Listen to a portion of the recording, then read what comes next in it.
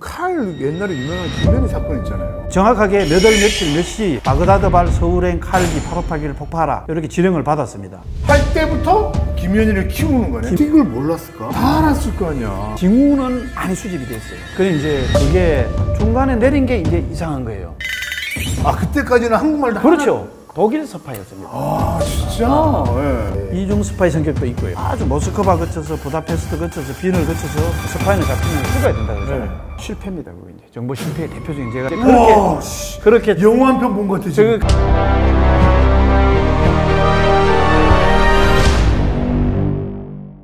정영돈의 제목 없음 TV 티치미 오늘의 선생님은 최성준 선생님입니다. 반갑습니다. 아유 반갑습니다. 그러면 이제는 좀 선생님이 쓰신 책 네. 스파이 앤 무비 요거 관련돼서 뭐 저는 아직 읽어보지는 못했습니다만 왜냐면 스파이 하면 제가 지금 생각나는 스파이는 마타하리 왜 유명한 어떻게 거죠? 마타하리를 그래 아시죠? 아니, 마타하리는 영화 제목도 있고 또 여자 스파이고 맞아 이중 스파이 성격도 있고요. 예. 마타하리가 이제 원래 1차 세계대전 때 인물입니다. 예. 어느 나라 사람이에요? 정확하게 국적을 봐야 되겠는데 이 책에 내용이 있습니다. 이 마타하리가 원래 네덜란드 출신이에요. 그 살기가 어려워가지고 가족들이 뿔뿔이 흩어져서 이곳저곳 이제 친척집에 얼고 살고 이러다가 인도네시아에 주둔하는 네덜란드 장교가 있었어요. 인도네시아에 그 당시엔 식민지 이제 그렇겠네요. 예. 이 장교가 인도네시아에 있으니까 장가갈 길이 없으니까 신문에다가 나 이런 사람인데 시집올 사람 없느냐 이렇게 공고를 낸 거예요? 부원 광고를 냈어요. 그래서 보니까 아이고 너무 살기 힘들고 뭐 이 저기 남의 집 그 저기 친척 집도 떠부살이하기 힘들잖아요. 그래 그걸로 이제 쉽게 말하면 결혼을 했어요. 마타하리가 아 원래 스파이로 길러진 게 아니에요? 아니요. 그리고 가서 이제 거기 가서 실제로 아들 딸 낳고 한 7년 정도 살다가 남편이 이제 이게 성진도 미끄러지고 이러다니까 알코올 중독에 빠지고 가정도 잘 안 보고 이래가지고 결국은 이제 이혼을 했습니다. 뭐 아들도 죽고 뭐 이런 사고가 생기면서. 아이고. 그래 와가지고 다시 네덜란드로 돌아왔지. 돌아왔는데 이 또 혼자 이혼녀가 혼자 살려니까 이게 참 살기 힘들잖아요. 뭐 한때는 그 네덜란드 프랑스 외교관 세칸드로 살기도 하고 이러다가 파리로 갔습니다. 이제 프랑스하고 어떤 인연이 이제 닿아가지고.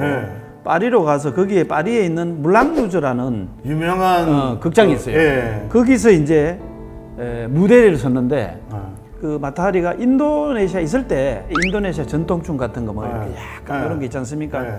이런 걸 이제 배우고 이랬는데 그거를 장점을 활용해 가지고 이제 이렇게 약간 춤을 추면서 옷을 살살 벗는 스트립쇼. 그 당시로 봐서는 이제 뭐 신기한 거야. 그래 히트를 쳐가지고 아주 큰 명성을 얻었죠.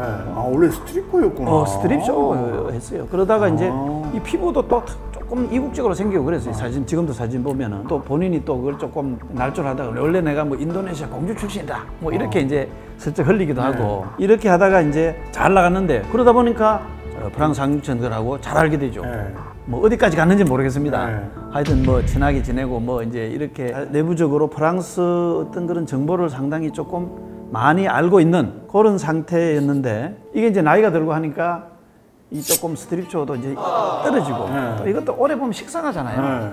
그 이제 인기가 없어서 이거 이제 먹고 살 길이 조금 이제 막연해지고 이러다가 이제 여기서 프랑스에서는 안 되겠다 싶어가지고 베를린으로 갔습니다. 베를린에 갔는데 그때 이제 2차 세계대전이 터졌습니다. 근데 이제 독일하고 프랑스는 상호 적대국이잖아요. 그렇죠. 그러니까 독일에서 이렇게 보니까 여자가 프랑스에서 잘 나가다가 상류차라고도 가까운 여자가 독일 스파이였어요? 독일에 와 있다는 걸 알고 포섭을 했습니다. 독일 스파이였습니다. 진짜?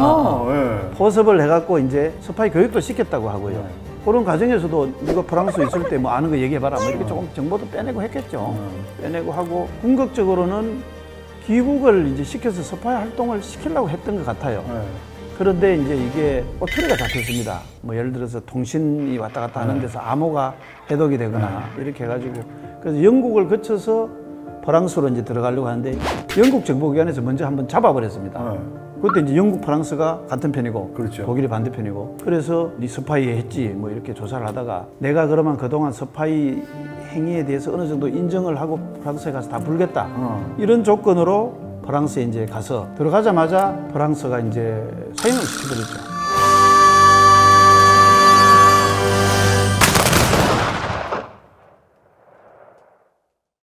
사형을 시켜버렸는데 이제 의견이 분분합니다. 그 당시에 재판 기록에 보면은 뭐 일개 군단을 뭐 이렇게 무력화시킬 만한 그런 정보를 흘려가지고 실질적으로 석방했다. 그래서 당신은 사형이다.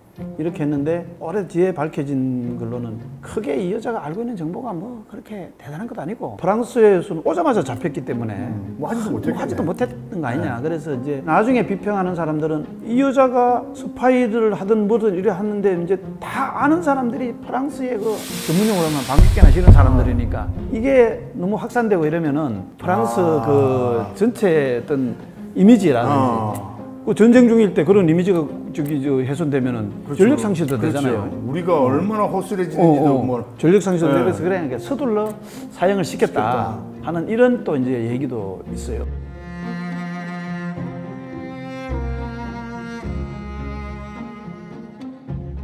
그러니까 진짜 스파이는 진짜 말 그대로 지금의 전 세계 각국의 정보를 암암리에 수집하는 거잖아요. 다 수집하는 거죠. 근데 9.11 2001년인가요? 예. 2001년. 그거 미국에서 최고의 CIA, 세계 최대의 정보 수집 국가잖아요. 근데 어떻게 그걸 몰랐을까? 실패입니다. 그거 이제 정보 실패의 대표적인 제가 책에도 여기 쭉 드러났거든요. 9.11 이후에 치욕스러운 정보 실패를 했는데. 그러니까 다 알았을 거 아니야. 다는 몰랐고 징후는 많이 수집이 됐어요. 쉽게 말하면은 그 아랍의 그 젊은 사람들이 뜬금없이 미국에서 비행 훈련을 받는 거야. 이상하잖아요. 어느 정도 이렇게 정보가 입수가 됐었어요. 그런데 이제 가장 큰 미국에서 오류는 정보기관이라는 것은 서로 이제 차단의 원칙이라고 해서 정보기관끼리 이게 정보 교류를 잘 안 하려고 합니다. 왜 그러냐? 서로 믿을 수가 없으니까. 성진적인 문제보다도 아니 그래도 같은 예를 들면 같은 국정원이고 같은 나라에 그래도 어디든지 믿을 수가 없다 이런 이제 그 항상 의심하는 그게 있어요. 그래서 심지어는 정보기관 내에서도 옆에 사무실에서도 원래 뭐를 하는지 알려고 해서 안 되고 같이 협력해서 일할 때는 해야 되지만 괜히 가서 물으면 의심받죠. 그런 차단의 원칙이 있습니다. 그러니까 그런 전통이 이제 오래 있다 보니까 CIA에서 이런 조짐이 있으니까 좀 보자. 봐라. 그러니까 FBI에서 뭐 CIA 좀 뭐 쟤들 뭐 맨날 저런 헛소리 뭐 가지고 신경 쓸 필요 없어 뭐 이런 식으로 CIA, FBI 이런 이제 정보기관들에서 입수한 정보들이 서로 공유가 되지 못했습니다. 그래서 결국은 이제 나중에 9.11 테러가 터지고 나서 진상조사단을 꾸려서 이제 정보기관을 대폭 이제 바꾸죠. 테러를 전담하는 기관들도 미국에 막 흩어져 있었어요. 그리고 그걸 하나로 묶어갖고 이제 국토안보부라는 걸 만들고, 그 다음에 이제 미국은 세계를 다 뭐 세계 간섭이라고 그러잖아요. 간섭하잖아요. 그러다 보니까 정보기관이 16개나 돼요. 이게 뭐 군 정보기구도 있고, 뭐 국방부 정보기구도 있고, CIA도 있고, FBI도 있고. 원래는 이제 형식적으로는 CIA 장이 무슨 일이 있을 때 뭐 약간 대장 역할을 맡아라 이렇게 했는데 그게 잘 됩니까? 그렇지. 뭐 FBI 볼 때는 지금 뭐 지가 뭐 지지 뭐 지가 뭐 내보다 더 나은 게 뭐지 똑같은 뭐 장관급 뭐 장인데. 그래서 이제 이 잘 협조가 안 된다고 그래서 국가정보장이라는 영어로 이제 DNI 그걸 하나 만들었어요. Director of Intelligence Officer 이래가 이제 만들어서 모든 정보를 그쪽으로 가급적이면 모아라. 그리고 정보가 있을 때 앞으로 협력을 해라.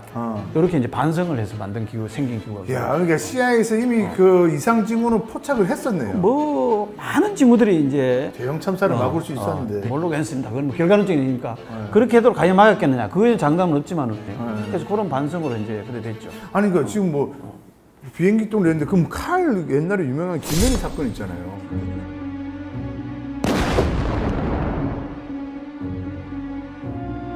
김현희 사건은 북한 이제 그건 완전히 공작이죠. 그거는 우리나라에서는 전혀 김새를 못 쳐. 그건 전혀 알 수가 없었죠. 왜냐면 북한이라는 체제가 이제 가는 그게 있고요. 그건 완전히 김정일이가 내린 오다거든요. 완전 블랙이었네. 그렇죠. 올림픽을 앞두고 남한이 올림픽을 단독으로 개최한다는 건 북한으로서는 치명적인 그거잖아요. 세계로 봐서 남한은 저기 올림픽 치를 만한 나라가 안 된다. 위험한 나라다. 이런 거를 이제 각인시키기 위해서 김현희를 밀봉 교육을 시키고, 그리고 김정일이 밀봉 교육이라 그래가지고 밀봉 교육. 밀봉 이제 외부하고 차단된 상태에서 오랫동안 이제 일본인화 교육, 뭐 중국인화 교육 이런 거를 이제 계속 공정을 해요. 그걸 밀봉 교육이라 그럽니다. 몇 년 동안. 그렇지. 그러면 올림픽 예를 들면 사마란 씨가 그때 세울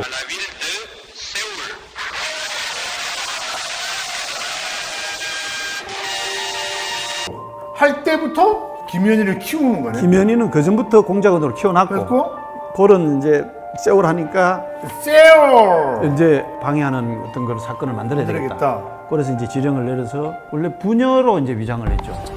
일본인 부녀로. 그래서 소우카. 소우카입니다. 원래 이제 그 루트가 있어요. 비행기를 우리나라에서 비행기 탄 게 아니죠. 유럽을 거쳐서. 유럽을 거쳐서 거기에서 일본 여권을 만들었고 마카오에도 한번 가보고 또 뭐 평양에 다시 들어갔다 또 나오고. 동선이 그냥 파악 안 되게 굉장히 복잡하게 이렇게 복잡하게 만들어 놓고는 이제 최종적으로 80년 11월에 이제 딱 1년도 안 남았을 때 김정일 친필을 써가지고 정확하게 몇 월 며칠 몇 시 바그다드발 서울행 칼기 858기를 폭파하라 이렇게 지령을 받았습니다. 받아가지고 몰랐어요, 우리 쪽에서. 어떻게 합니까 그거를 몰랐다는데 책임을 물을 수는 없어요. 평양에 출발해가지고 이것도 아주 모스크바 거쳐서 부다페스트 거쳐서 빈을 거쳐서 베오그라드를 거쳐서 완전 이렇게 돌아온 거네. 쭉 돌아가지고 이제 바그다드에 와서 거기서 바그다드에서 이제 중동에 옛날에 우리 그 건설 노동자들도 많이 나왔잖아요. 거기서 이제 직항이 있었어요. 주로 이제 그 뭐 귀국하고 이런 사람들 타는 그 바그다드에서 비행기를 이제 타고 거기다가 이제 그 라디오 형태로 된 폭발물을 이제 그 좌석 위에 이제 이렇게 넣는 데 있잖아요. 거기다 넣고는 아부다비 공항에서 내려버렸습니다. 자기는 내렸어? 내려서 둘이 이제. 그래가지고 이제 바그다드 출발하고 나서 중간에서 이제 폭파돼가지고 안에 탄 사람들 살지 않고 다 죽었잖아요. 근데 김연희를 어떻게 잡혔대? 그래 이제 그게 중간에 내린 게 이제 이상한 거예요. 그래 우리는 이 그 비행기가 터졌을 때 이게 분명히 북한의 테러일 가능성이 많다. 우리는 직감을 하고 이제 판단을 한 거예요. 아부다비 공항에서 내린 탑승자 명단을 좀 확인해 보자. 이제 그쪽에 외교적으로 요청을 했죠. 요청을 하니까 그 중에서 일본인 여권자가 이제 미조 여권인 거예요. 공항에 빠져나가려고 얼쩡거리는 거를 체포해가지고 이제 조사를 했죠. 조사를 하는 중에 이제 스파이는 잡히면 죽어야 된다 그러잖아요. 아버지 역할하는 김성일은 앰플 딱 깨물고 바로 죽어버렸고, 김현희는 조금 서툴러가지고 깨물었는데 이제 살려냈죠. 살려내가지고 이제 원래는 일본 여권을 가지고 일본 사람 행세를 하고 뭐 중국 말도 하고 일본 말도 하고 이러니까 우리나라 사람이라고 단정을 못 하잖아요. 우리는 이 북한 공작원이 틀림없다 이래가지고 외교적으로 잘 설득을 해가지고 뭐 뒤로 막 사정을 했겠죠. 그래 한국으로 이제 데려왔죠. 사실은 그 데려오면 굉장히 힘든 일이죠. 남의 나라에서 일어난 일이고 북한 일로 뭐 거기 그런 것도 없잖아요. 어쨌든 간에 그때 이제 외교적으로 잘 해결이 돼가지고 데려와서 난리 났었겠네 그때. 그렇죠. 수사를 하는 과정에서 이제 보니까 아무래도 이게 조작된 말은 오래 듣다 보면은 진술의 일관성이 약간 이제 틈이 생기잖아요. 처음에는 김연희가 와서 뭐 어떨 때는 중국말도 쓰다가 어떨 때는 일본말도 쓰다가 뭐 자기가 뭐 어디서 태어나서 뭐 이제 조금 거짓말 해갖고 좋아하는 음식이 중국 호떡도 먹었다 그러고 뭐 이런데 뭐 이런 얘기도 있었다 그래요. 김을 보고 뭐 원래 일본 사람들이 김을 좋아하잖아요. 지가 일본 사람이라니까 김을 보고 이게 뭐 종이 태운 거 아니냐 뭐 이런 얘기도 했다. 야 이게 또 이제 뭔가 있구나. 뭐 그럼에도 불구하고 계속 이제 오리발을 내밀어. 오리발 내밀죠. 그렇다고 뭐 무조건 고문할 수도 없고. 그 당시는 가능했잖아요. 그래도 그 나중에 만약에 일본 사람이나 그렇지 일본 사람이나 중국 사람이 어떡할 겁니까? 그렇지. 그다음에 또 북한 공작원들은 철저하게 교육을 받았기 때문에 고문한다고 이게 해결되는 문제도 아니고요. 그래서 이제 심리적 변화를 일으키기 위해서 노력을 했습니다. 한국 실정도 좀 보여주고 텔레비도 보여주고 차에 데리고 시내도 한 바퀴 돌아볼 수 있겠죠. 이렇게 하다가 어차피 말을 안 할 걸 아니까 좀 마음의 변화를 마음의 변화를 자기 스스로 말할 수 있게끔. 말할 수 있도록. 그런데 여자 수사관들이 이제 붙어가지고 거의 이제 형제처럼 같이 생활하면서 밥도 먹고 뭐 같이 목욕도 하고 여자들 같이 목욕도 할 수 있잖아요. 목욕하면 끝이라고. 같이 목욕하면 친해지잖아. 그래서 첫 마디가 한국말로 나옵니다. 그때까지는 한국말도 그렇죠. 그때는 계속 일본어를 하기도 하고 영어, 중국어를 하기도 하고 한국말을 한마디도 안 했어요. 한마디 안 했습니다. 그만큼 그 평양 외국어 대학을 졸업했거든. 일본. 완전히 언어 쪽으로는 진짜 그렇게 아주 철저하게 교육을 받고 내려게. 그래서 한마디도 안 하다가 이제 신경의 변화를 이렇게 첫 마디 한국말이 나서 그게 혹시 뭔지 들어봤습니까? 목욕탕이든지 뭐 목욕하는 과정에서든지 하여튼 언니들하고 언니라고 했나 보다. 언니라고 한까지 맞아. 맞아? 네, 언니까지는. 언니를 갑자기 되게 이제 여자들한테 그런 나이도 조금 많았을 것 같고 한두 살 많았고 그렇게 뭐 언니 몇 살이에요? 언니 남자친구 있어요? 그건 아닌데 왜 그러냐면은 이 김연희가 그동안 자기가 계속 거짓말을 하고 일본말 하고 뭐 이렇게 했잖아요. 언니 미안해요. 정답 띵동댕. 첫 마디가 그거였다는 거 아니에요. 이제 그렇게 영화 한 편 본 것 같아 지금. 그렇게 자기한테 잘해주고 했는 이 언니들한테 속였다. 그게 마음에 죄책감이 드니까 언니 미안해. 요 딱 했다는 거 아니에요. 그럴 때 이제 그로부터 이제 술술 다 부른 거죠. 그때부터 내가 이제 어떻게 밀봉 교육을 받고 뭐 어떻게 왔다 이런 거 다 부른 거죠. 원래 그래서 사형 선고를 받았죠. 예, 막 그거는 기억이 나요. 사형 선고를 받았는데 본인이 이제 다 죄를 순순히 인정하고 그 다음에 자기가 잘못을 뉘우치고 전향을 했고 그 다음에 이 정말 엄청난 사건의 당사자 않습니까? 그렇죠. 만약에 나중에 사형 선고 받고 나서 무슨 어떤 뭐 말이 바뀐다거나 다른 게 생기면은 그 감당이 안 되고 우리로 봐서는 이제 또 북한의 어떤 만행을 항상 그 증거로 갖고 있는 거고 이렇게 해서 이제 저 사면을 시켜줬죠. 그러면 아니 근데 그러면 그렇게 나오는 북한에서 진짜 블랙들이 대거 출동했을 것 같은데. 그래서 이제 철저하게 보호를 받고 살았죠. 너무 철저하게 보호를 받다가 이제 결국은 그 자기를 보호해주던 수사관하고 결혼을 했죠. 너무 철저하게 보호하다가. 갑툭 로맨스.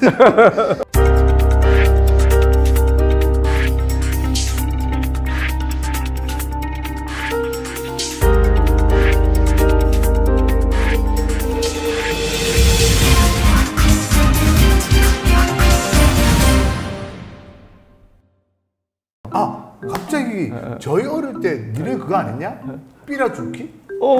그런 세대예요? 저희 초등학교 때 저학년 때도 삐라 그 산주로 산에 다녔거든요. 상당히 그 저기 옛날 세대네. 오전반 오후반이 있었거든요. 와, 또 오전반 오후반까지 있었어요? 예. 와, 완전히. 고등학교 때도 60명씩 있었으니까. 그래 가면학습 시대. 야. 예. 나는 그렇게 안 봤는데 상당히 비세대에 속한. 삐라가 많지는 않았어요. 예. 부산까지 날아가겠어. 날아와. 그럴 수도 있지. 이제. 그래서 기류를 타고. 예. 그러면 막 한두 장 죽는 애들이 있어요. 그러면 공책이나 연필로 바꿔줬거든요. 야, 그때까지도 그게 있었구나. 예, 그게 있었어요. 이제 우리 때는 상당히 많았죠. 우리 때도 이제 삐라 주면 공책 바꿔주고, 그러면 그때 간첩 신고 요령 이런 교육도 받고. 맞아요. 근데 요즘도 삐라 같은 거 대북 전단지 이런 거 뿌리고 그쪽에서 오고 하나요? 뭐지? 그때 상당히 이제 삐라가 많았고. 네. 그때는 내 기억에 이제 간첩 식별요령이라는 걸 교육을 받은 적이 있어요. 네. 뭐 어떻게 식별을 하느냐, 어떻게 식별했을까? 그때 이제 그 한국 전쟁 직후니까. 어떻게 나눴을까? 김일성 개새끼. 한 3가지 정도 기억나는데 6.25 때 납북됐다 세근에 갑자기 나타난 사람, 아침 일찍 산속에서 양복 입고 내려온 사람, 간첩일 확률이 높다. 그 다음에 또 100원짜리, 그때 100원짜리 담배도 있었습니다. 100원짜리 담배 사고 10,000원짜리 내는 사람, 그러니까 남한 실정을 잘 모르는 사람, 이런 사람이 간첩일 확률이 높다. 이게 한 3가지 정도가 기억나요. 지금은 그런 간첩이 없죠. 그렇죠. 근데 지금은 삐라 안 뿌립니까? 그렇게 삐라는 이제 오래전에는 직접 이제 정부 당국에서 북한을 향해서 삐라를 뿌린다고 해요. 근데 그 이후에는 이제 또 그 남북 간의 분위기가 많이 바뀌고 지금은 이제 주로 그 탈북자 단체라든지 이런 그 이제 의협심 가지고 개인적으로 돈 가지고 이렇게 뿌리는 경우가 많죠. 그런데 보면 이제 거기다가 제일 많이 넣는 게 이제 1달러짜리 뭐 이런 걸 넣는다 그러잖아요. 그 다음에 이제 거기 생필품 중요한 거, 잘 먹고 하는 거, 뭐 남자 생필품도 있죠. 콘돔 이런 거. 그런 거 진짜 먹고 하잖아요. 콘돔이나 생리대 같은 그런 걸 먹고 하잖아요. 이거 저기 산에 다니다가 누가 하는 사람 좋으면 소문이 날 거 아닙니까? 기가 막히더라. 그러면 이제 누가 불을 켜고 이제 다닐 거 아닙니까? 그러면은 이제 거기다가 이제 예를 들어서 뭐 선전문도 넣고 이제 이런 식으로 최근에 또 간간히 뭐 탈북연대나 이런 사람들이 북풍 이용해서 이제 뿌리고. 그래서 가족을 두고 온 사람들은 또 얼마나 간절하겠어요. 남았잖아요. 그래서 북한이 이제 그걸 또 이거 저기 왜 방치하느냐 이렇게 뿌리는 행위를 항의를 하고 한때는 그러기도 했죠. 근데 갑자기 죄송합니다. 지금 자꾸 갑자기 생각나는 게 많아서 좀 당황스러웠어요. 하여튼 호기심이 많으셔. 아니 근데 이거 진짜 너무 민감한 질문인데 그냥 해보고 선생님께서 좀 이거는 얘기하기 좀 어렵다라고 말씀 안 하셔도 되고 천안함 사건이 있잖아요.